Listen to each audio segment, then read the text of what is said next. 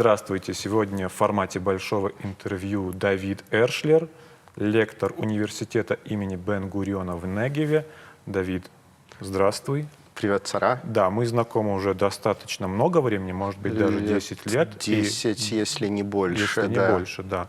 Не всегда ты был лектором этого университета, но пока мы об этом тоже позже поговорим. Собственно, ты исследуешь осетинский язык, поэтому мы и познакомились какое-то лет 10 назад, и ты часто приезжаешь в республику, сейчас уже из Израиля. Да. Пока мы поговорим чуть позже обо всем этом, но почему, собственно, осетинский? Я помню, что твое увлечение, вот такое, даже не увлечение, научное увлечение, началось еще с московских времен. И почему ты не выбрал, например, осетинский достаточно экзотичный язык, например, готский, эрзианский, то есть, да, много других языков. Почему именно осетинский? Ну, с готским, к сожалению, последний носитель готского умер лет 500 назад, поэтому в готский так не особо поездишь. А почему именно осетинский? Я съездил к тому времени уже в несколько экспедиций, и то, что это оказался осетинский, было неожиданной удачей. Тогда Аслан Гуриев, основатель фирмы «Гуриати», хотел привлечь лингвистов извне, чтобы не только владикавказские, цхинвальские языковеды, но и языковеды из других мест стали заниматься осетинским языком. И он организовал нескольким людям поездку в Даргавс, в горный Даргавс. Я в тот момент занимался проектом, где мне нужны были сравнительные данные сразу многих языков, и эти сравнительные данные трудно получить, просто читая грамматики, поэтому я искал возможности встречаться с людьми. И, конечно, такую возможность я не мог упустить, и в результате тогда я провел месяц в горном Даргавсе, это было уже почти 15 лет назад, в 2007 году. Мне очень понравилось, меня очень увлек осетинский, и с тех пор вот я Ну, я понимаю, что занимаюсь. когда говорю, что ты исследуешь осетинский, что я несколько утрирую. Насколько я помню, твое исследование более общее и затрагивает взаимосвязи разных языков через какие-то ударения, как я понял, ты их исследуешь. Ну, в частности, это, но в целом наша наука, лингвистика основана на убеждении, что в каком-то глубоком смысле языки устроены одинаково, хотя они выглядят очень по-разному. Закономерности того, как устроен язык, заложены в человеческом мозге. Все люди биологически одинаково, ну, в разумных пределах биологически одинаково, поэтому в каком-то глубоком смысле язык должен быть устроен одинаково. Но интересно, как в разных языках эти изначально одинаковые вещи, заложенные от рождения в нашем мозгу, развиваются в грамматику конкретного языка. Я просто помню, что ты достаточно плотно увлекался и языками, которые на территории соседней горной Грузии бытуют. Сванский, кажется, там был. Да. Это все в привязке идет с исследованиями? В большой степени да. Один из вопросов... Языки, естественно, языки, на которых говорят в близких областях, и языки, у говорящих, на которых есть какие-то личные контакты, влияют друг на друга. Там, не знаю, сейчас это, увы, все по-другому стало с глобализацией, но исторически там люди между собой женились, у них были кунаки, они там, в условиях Кавказа бежали от кровной мести, но довольно часто возникала ситуация, что человек с каким-то одним родным языком, ну, скажем, условно говоря, со сванским, оказывался в окружении там, осетин. И в результате некоторые конструкции из одного языка могут, так сказать, перекочевать в другой. И это один из вопросов, который меня интересовал и интересует. И да, для этого нужно заниматься языками соседними. И обнаруживая такие конструкции, можно судить и о влиянии Можно судить о том, какой язык на какой повлиял? Иногда, Иногда. да. Иногда А времени, когда это О произошло? времени это сложно. О времени обычно просто из языковых данных сказать сложно. Ну, то есть можно сказать, что вот сейчас, очевидно, эти люди, там, носители одного языка и другого языка уже живут довольно далеко друг от друга. То есть это должно было произойти достаточно давно, но так на основании данных только языка это продатировать обычно не удается. Вот обывателю, в том числе мне, сложно понять, что значит исследовать язык. Например, когда, кажется, Вячеслав Иванов связал нас еще лет 10 назад и сказал, что Давид вот исследует Остинский, я представлял, что ты там сидишь, какие-то тексты разбираешь, потом ты мне сказал, что тебе нужно общаться с людьми. Я это понял, что ты должен на какие-то многолюдные собрания попадать и там слушать. Я тебе стал предлагать, что вот туда можно пойти. В итоге я понял, что нет, ты там, как ты со мной работал, показывал мне предложение, говорил, можно ли так сказать или это неправильно. Чуть позже ты стал это записывать. То есть первоначально для меня было совершенно неочевидно, что язык исследуется такими методами. Не можешь ли ты, вот, собственно, об этих методах рассказать и немножко, ну, для таких же обывателей, как я, пояснить, как они, собственно, помогают тебе в твоей работе? Да, мы в смысле, мы лингвисты, обычно выбираем какую-то конкретную тему, конкретную грамматическую тему. И цель — это понять, как устроены правила языка. В голове у любого носителя языка, при том, что он или она это совершенно не осознает, прошиты эти правила, в результате чего, я не знаю, наверное, нельзя по-иронски сказать «бирахта кадыцары», сказать «бирахта кадысары» нельзя, да. Сказать «бирахта кадысарынц» можно. Да. Это знает каждый носитель осетинского, и его этому никто не учил. Это совершенно естественно. Ребенок, изучая язык, приходит к тому, что есть такие правила. Но есть и гораздо менее очевидных правил, которые, тем не менее, жестко записаны в голове у человека, для которого этот язык родной. И вот создавая такие довольно искусственные предложения, там, либо на начальном этапе изучения это будут предложения просто по-русски, которые я, собственно, вот так я начал в Даргавсе, я просил людей переводить русские предложения на осетинский, на иронский. Дальше, когда, с одной стороны, я лучше стал знать язык, с другой стороны, у меня возникли какие-то конкретные гипотезы, я создаю такие примеры, которые могут выглядеть совершенно дико для нормального человека, и часто и выглядят. Они иллюстрируют какое-нибудь правило, которое я изучаю, или его нарушение. Если там происходит нарушение этого правила, ну вот в этом нашем игрушечном примере я, скажем, спрошу тебя, а можно ли сказать «бирахта кадысары»? Я скажу нет. Ты скажешь нет, и я пойму, что вот глагольная форма «сара» в этом контексте не подходит. Да. Дальше, опять же, в таком гипотетическом контексте, когда у меня были бы гипотезы, допустим, это язык, про который совсем ничего не известно, и вот я знаю, что есть форма «саран», есть форма «сарам» и так далее, и вот я бы начал их перебирать, и в какой-то момент оказалось бы, «саран» тут работает, а все остальные совершенно нет. И вот мы узнали про это правило осетинского языка. И, в принципе, вся работа устроена так. Ты сам сказал, что этот пример простой, просто есть куда более запутанные варианты. Да. Сейчас ты привел пример иронского, но я знаю, что ты достаточно большое внимание уделял дегорскому. Да, я работаю и над иронским, и над дегорским уже много лет. там, вот.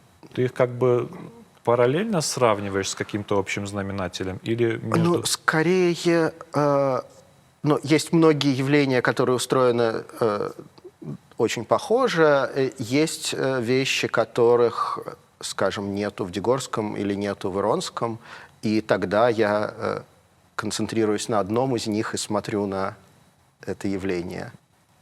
Я всегда думаю, вот сколько еще Давиду нужно поприезжать, чтобы вот доисследовать все до конца. Понятно, что вопрос так не может ставиться, но все равно ты исследуешь ради самого процесса или есть какая-то цель, может быть, публикация, к чему ты идешь и чему мы можем уже быть свидетелями, да? Вот в таком плане.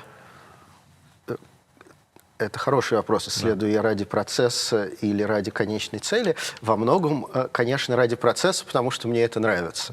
Да. Если бы мне это не нравилось, я, наверное, бы занялся чем-нибудь другим.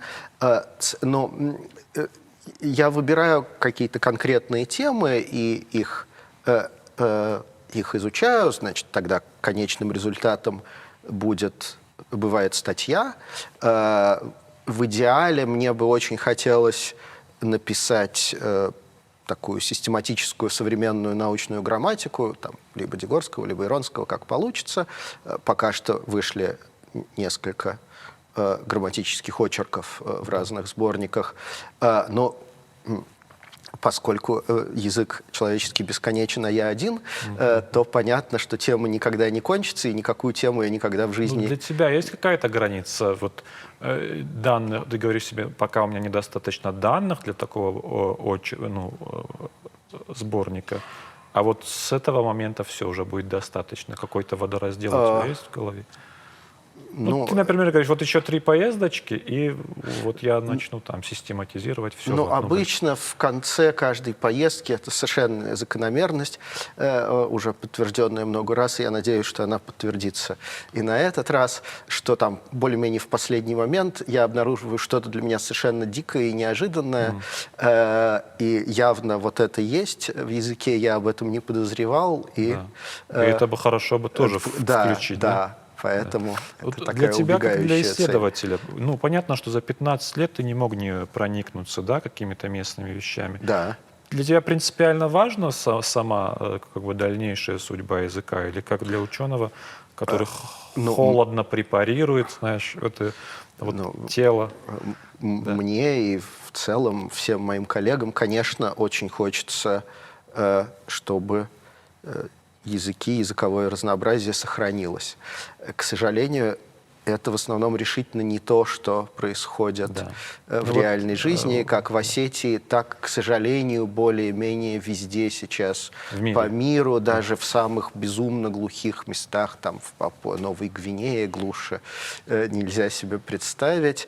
И то бывшее огромное там языковое разнообразие вытесняется сейчас тем, ну, это называется креол, ну, если угодно, формой английского, на которой они говорят. Это довольно не похоже на английский, но нечто возникшее из английского. Это, к сожалению, глобальный процесс. Совсем остановить его, видимо, мы не в силах. Ужасно жалко, что он происходит. И на что мы можем надеяться, и что иногда удается, что когда язык достаточно хорошо описан, есть достаточно много материалов, то удается наладить обучение детей уже не в естественной среде, чтобы они выучивали там от мам, пап, бабушек как первый язык, но хотя бы, чтобы они свободно говорили на нем как на иностранном. Вот, скажем, в Ирландии. Ирландия — это хороший в каком-то смысле пример. Ирландский язык вытеснялся английским в течение столетий. В 20-е годы Ирландия получила независимость. И, казалось бы, вот прекрасно. Это независимая страна с сильным национальным чувством. Они создали области со специальным статусом, это называется Гелтахт, где большой процент еще говорят по-ирландски как на родном, но и стали преподавать ирландский в школах. Значит, в результате довольно много ирландцев сейчас говорит по-ирландски как на иностранном языке, пусть они и хорошо его знают. В Гелтахтах ситуация чуть лучше, но все равно количество людей с родным языком, количество людей, которые выучивают его как дети, постоянно сокращается. К сожалению, видимо, это означает, что это необратимый процесс, но, по крайней мере, его можно замедлить. Вот там можно сравнить Ирландию, Республику Ирландию, где это так, и Северную Ирландию, часть Великобритании, где галтахтов, насколько я знаю, не было. В начале 20 века такие, как это по-русски называется, места, где говорили по-ирландски, были и в Южной Ирландии, и в Северной Ирландии. Сейчас в Южной Ирландии они еще сохранились, в Северной Ирландии, увы, уже все. Ну, в контексте того, что ты говоришь, что и там пропадает, ну, получается, что мы должны получать удовольствие от процесса, вот как ты говорил чуть раньше относительно своих исследований, но здесь мы даже не особо можем надеяться на успех. То есть мы не будем сейчас говорить про Остинский, потому что это как говорить про близкого родственника, что он безнадежен, ты, скорее всего, воздержишься, да, от таких комментариев, и только о другом человеке ты можешь, если понимаешь, да, мы можем как бы на таких мировых примерах сказать, что, в принципе...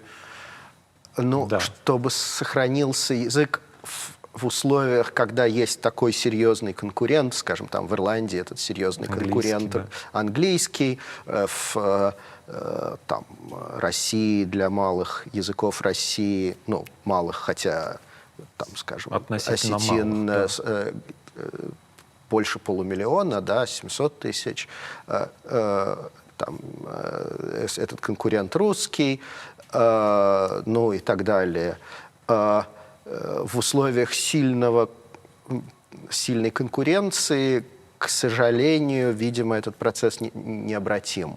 Но можно надеяться, вот, чтобы по крайней мере, язык учили в школах. Да. Ну вот с языка немножко, собственно, на менталитет это можно назвать. Ведь ты, хотя и приезжал сюда вот с такими языковыми целями, наверняка какие-то наблюдения сделал и про людей в общем, про людей в целом. Да, вот. Можно ли сказать, что языковые отличия серьезно влияют на ментальность? И заметил ли ты, что в группах, где больше осетинского, например, ты в Даргавсе провел какое-то время, существуют и ментальные отличия? Ну, наверное, это очевидный ответ все-таки, но, может быть, какие-то специфические особенности? В Осетии богатая, интересная культура, и даже во многих отношениях эта культура живее, чем язык.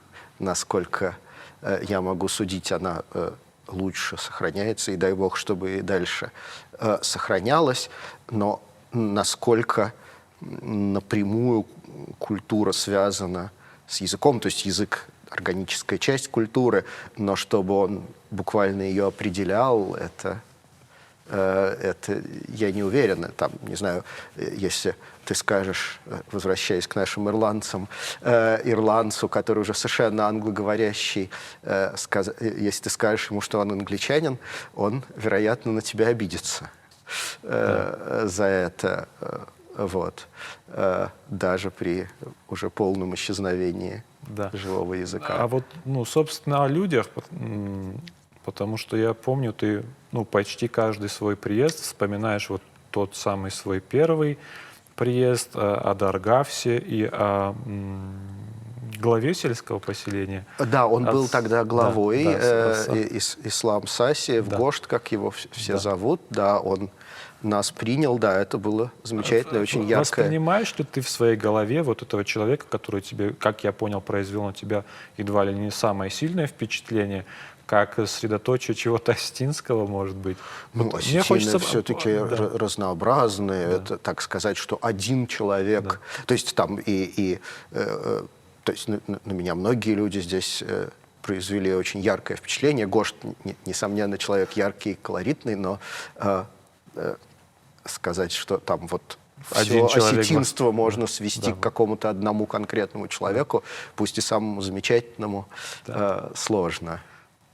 Ты достаточно много работаешь с текстами, ну и, как я понял, ты их чаще всего сам составляешь. А вот, например, нардский эпос, то есть из такого интереса. Но я пытаюсь изучать язык живой, язык, как он вот существует в голове у живых людей сейчас. И нардские сказания были записаны в основном к 20-м, я думаю, годам, но самое позднее к 30-м. И поскольку это сказания, они передавались, там, по-видимому, существовала специальная культура сказителей, которой уже, видимо, сейчас, к сожалению, нету. Там, может быть, и есть язык гораздо более архаический, чем он есть сейчас. Поэтому это очень интересный материал для сравнения, что произошло вот там примерно за те, там, сколько можно сказать, 150 лет, как осетинский интенсивно записывается, какие изменения произошли в языке. Но совершенно нельзя сказать, что эти ранние записи представляют язык, как есть сейчас. В этом нет ничего необычного, скажем. Если начать внимательно читать Толстого или Чехова, то Чехов более поздний, Чехов, казалось бы, уже довольно относительно недавний для нас автор, что там появляется куча оборотов, которые, ну не то, что мы не понимаем, мы их понимаем, но мы в жизни так не скажем, и скажем, что это неправильно, что так сказать по-русски нельзя. Если там предъявить носителю русского языка подобранную фразу из Толстого, не признаться ему, что это фраза из Толстого, и сказать, можно ли так по-русски сказать, он уверенно тебе ответит «нет». Это неправильно, так не говорят. И то же самое происходит, то есть это естественный процесс изменения языка, и то же самое происходит и со старыми записями осетинского. От языка немножко хочу отвлечься, Давид. Мне кажется, нашим зрителям будет интересно. В этот свой приезд ты приехал, ты был в маске, зашел в маске. Да. Я тебе сразу сказал, что у нас, как бы, ты сам видел, что мало людей носят маску, и ты мне сказал, что ты уже трижды вакцинирован. И, в принципе, вот эта коронавирусная тема не позволила тебе, как и прежде, в прошлом году приехать. Ты приехал из Израиля сейчас, из страны, у которой большие успехи в борьбе с коронавирусом. Тебя не удивила вот ситуация в нашей республике, несколько беспечные отношения? Ну, здесь другой настрой. Да, у нас гораздо более жестко контролируется наличие маски. Там, скажем, ситуация, что ты садишься в автобус, и кто-то будет без маски, довольно редкая. Я не могу сказать, что такого не бывает в природе, но это довольно редкая ситуация. Да, и в помещениях люди, ну, кроме помещений, где сидят там коллеги, которые каждый день туда приходят, скорее всего, люди будут в масках, да. Да, у нас за этим как-то сильнее следят, знаешь, по крайней мере. Какая у меня интересная аналогия возникла. Ты ведь побывал, ну, после того, как сняли коронавирусные ограничения на передвижение у вас в стране, ты побывал в Москве, а потом через короткое время приехал сюда, в Осетию. Да. Я думаю, что во всех трех местах отношения и ситуации достаточно разные, даже между Москвой и Осетией. Как тебе кажется, есть какие-то параллели между языком и взрослостью народа? Нет, я не думаю. Да? Я думаю, а с чем связано? Ну, да. Это очень сложно сказать. Это сложно сказать, да. Но здесь другая культура безопасности, там, скажем, это можно заметить, потому мне трудно сравнить с Москвой. В Москве я скорее мало на машинах езжу, а если сравнить Израиль и тут, то насколько люди следят за тем, чтобы пристегиваться, отличается разительно. И, в общем, это довольно похожая ситуация. Там ты пристегиваешься, рассчитывая на очень малую вероятность аварии. в принципе, сидеть пристегнутым менее удобно, чем не пристегнутым. Но хочется верить, что в условиях аварии твои шансы выжить пристегнутым гораздо выше. Ну и также с маской. Она, несомненно, в ней неудобно. Мне трудно себе представить человека, которому нравится ходить в маске. Я таких еще не видел.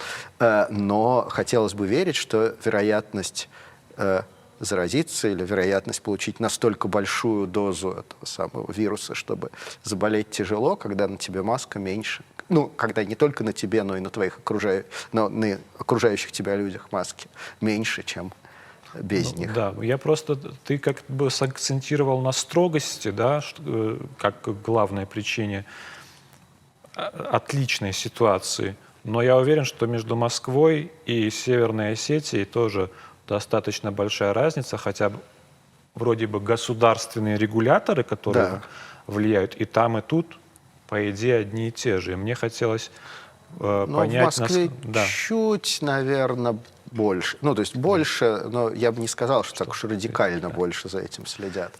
Да. Давид, ну вот, если не будет таких глобальных катаклизмов, ты планируешь приезжать? Надеюсь, если не будет бедствий, если сам буду жив и здоров, то да. Ну, хорошо, Давид, тогда я как твой обычный, как это у вас называется? Консультант. Интервьюируемый, может быть, устаревшее слово, раньше говорили информант. По-английски это как-то имеет окраску как человек, который сотрудничает с полицией, поэтому, чтобы избежать этих ассоциаций, аналогий, это заменили на консультант. Да. Я буду в твоем распоряжении. Спасибо большое, спасибо большое за твою помощь. Да. Это очень... И будем ждать не только